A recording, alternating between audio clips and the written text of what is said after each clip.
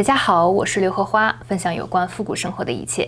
2年前我的生日，男朋友送了我一辆复古自行车，是一辆 Swing Breeze， 在60年代的美国是非常经典的样式，还配上了一个主边小框。我真的超开心，因为我想要一辆这样的自行车好久了，一直想做一套骑行的衣服，可以搭配这辆可爱的小车。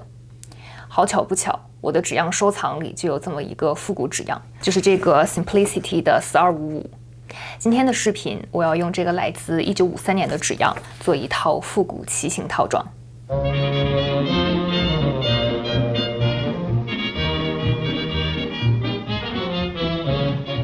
和中国古代很早就有女性穿裤子的历史不同，西方女性被允许穿裤子，只是最近不到100年的事情。当时女性穿裤子被认为是伤风败俗，所以裤子象征着女性争取平等权利和自由解放的斗争。而自行车在很大程度上推动了这场裤装革命。在19世纪90年代，自行车风靡一时，当时的女性是穿这样的衣服骑车，可以想象有多不舒服和不方便。如果裙子卷到轮子里，就更危险了。而且在当时已经算是短裙了，因此越来越多的女性为了安全和舒适，选择穿裤子骑行，慢慢普遍合法化了穿裤子这种行为。这个纸样上的7分裤，英文叫 Pedal Pusher， 名字源于自行车运动员穿的裤装，是50、60年代非常流行的女裤款式。影视剧和老照片里不乏女性穿着它们骑车的身影，商品目录里也有很多很可爱的款式。受到这几套的启发，我想做一个条纹和纯色的组合。原本是想做红色和粉色的，因为我的自行车是红色的嘛。但是经过一番苦苦搜寻，我放弃了最初的想法，因为我遇到了最合适的2块布。当时在布店里，这2卷布就是上下摞在一起的。这块橙色带小星星的布料完美呼应了另一块青橙色格纹的面料，很少见的配色，但是又很复古，而且这个料子特别柔软，是纯棉的，手感特别好。先给大家简单介绍一下复古纸样。一个复古纸样分为3个部分，外面画着衣服款式的信封，这也是最有艺术收藏价值的部分。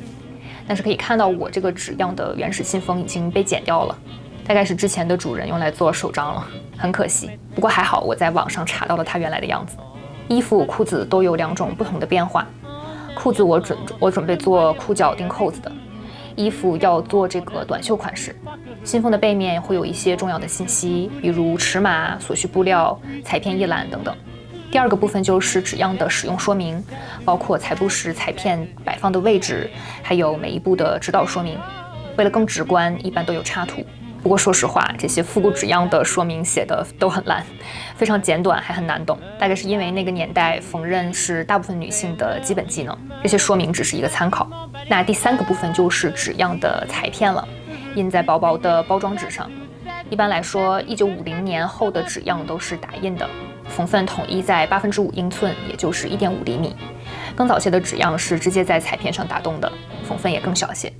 这个纸样的尺码是14号，这个数字基本无意义，因为和现代的尺码天差地别。我的尺码按照纸样给的数据来算，应该是16，差的不多，但是裤子的腰围和臀围还需要做一些调整。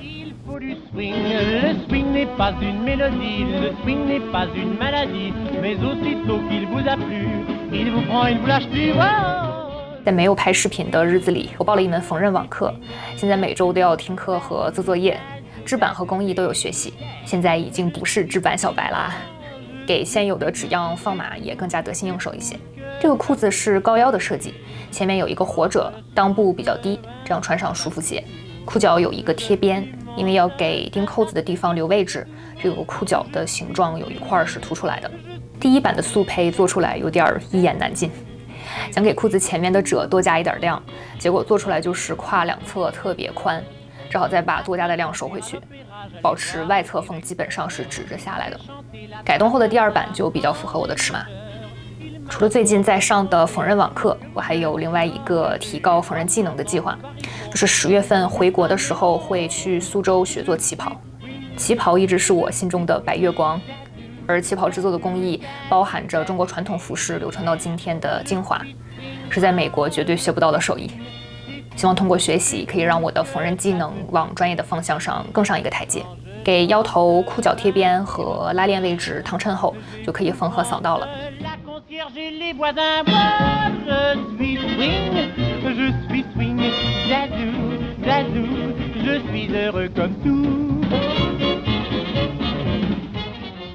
最近还有一个大的购入，就是我终于买色编机啦！当当，就是这台 Pfaff 的色编机，全新的，花了我600刀，心在滴血。还好它是缝纫店包教会的，因为从来没有用过锁编机的人，确实会被它复杂的走线吓到。用下来之后觉得真香。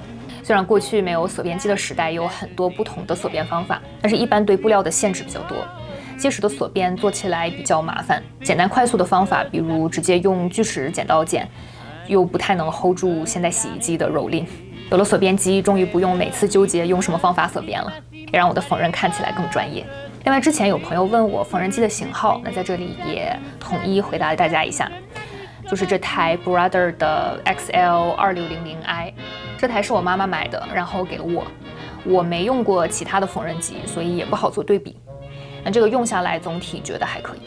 这条裤子是一个侧缝拉链的设计，但是我又想在侧缝加兜，这就有点尴尬了。这样说明上面没有给出好的解决方案。以前遇到这种情况，我就干脆只在没有拉链的一侧做一个兜。但是我告诉自己，想要成为专业裁缝，此时不学更待何时？于是我就在 YouTube 上找了一个教程，静下心来一步步跟着做。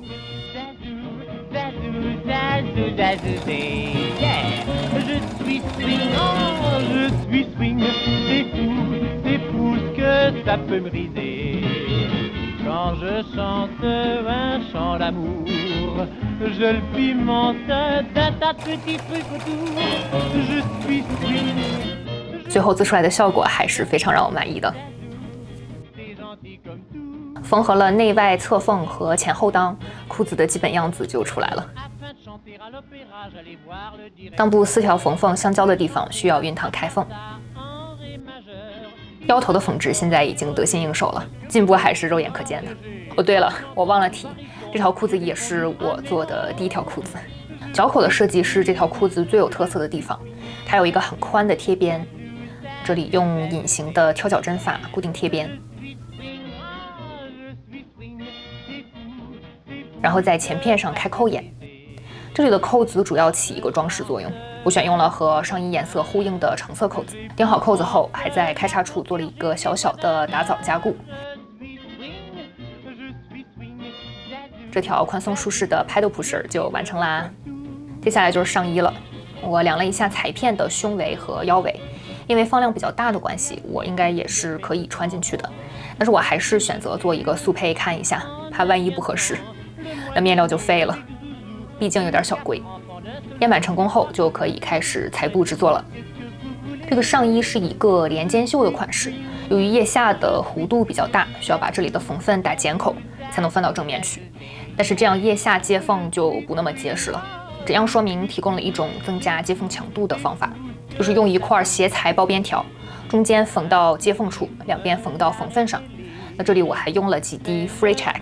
这是我近期超爱用的缝纫好物，防止细节处的布料毛边，或者锁边线松掉都非常好用。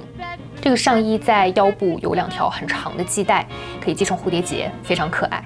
以前我处理这种单层布料的收边，一般会向上折一次，用熨斗定型，然后再折一次，再定型，然后再拿去缝纫机上车线。但是像这种比较长的布边，做起来就非常耗时，所以我决心学会使用卷边压脚。这个压脚是缝纫机自带的，我很长时间以来都当作没看见。人的惰性就是这样，如果一个方法可以用，就不会再花时间去学习别的方法。卷边压脚的用法是需要一定时间练习才能掌握的，但是一旦学会，再做收边就事半功倍了。领子是有点夸张的大翻领，和门襟的贴边连在一起。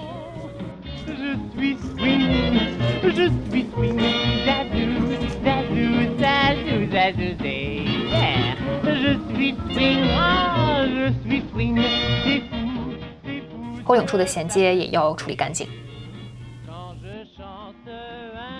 它的袖口有一个外翻的设计，我觉得还蛮可爱的。那这里的毛边是用斜裁包边条包住。最后下摆收边，注意其中一边要留一个口，供系带穿过。这件上衣就完成啦。J'ai pour maîtresse Béatrice, je suis le père de son enfant. Avec Simone, j'ai eu 2 fils en un rien de temps. Le mois dernier, avec Zouzou, j'ai eu 4 enfants d'un seul coup. C'est pas que je le fasse exprès, seulement qu'est-ce que vous voulez? Je suis swing, zazou, zazou, zazou, zazou, yeah. Je suis swing, oh, je suis swing, c'est fou ce que ça peut me griser。好啦，这就是这次的复古骑行套装，我真的太喜欢了。以前的视频下面，我忘了是哪一期，有朋友留言说我的复古裙子造型像《致命女人》里的 Beth Ann， 那谢谢大家的夸奖。这次我觉得我更像 Beth Ann 的那个穿裤子的邻居 Sheila， 是一位大胆独立的女性，而且最喜欢的颜色也是橙色。这个布料穿着特别舒服，尤其是裤子，宽松的设计，穿一天都不想脱下来。这次我做了一个稍微不一样的发型，但其实特别简单，就是把所有的卷儿都别到头顶上。因为自行车是红色的，也特意搭配了红色的发带和墨镜。在系统的学习缝纫之后，感觉自己对衣服细节的处理确实进步了很多。如果说有什么要改进的地方，我想我可能不会在领子和袖口这里烫双层的衬，因为有点硬，烫单层的就够了。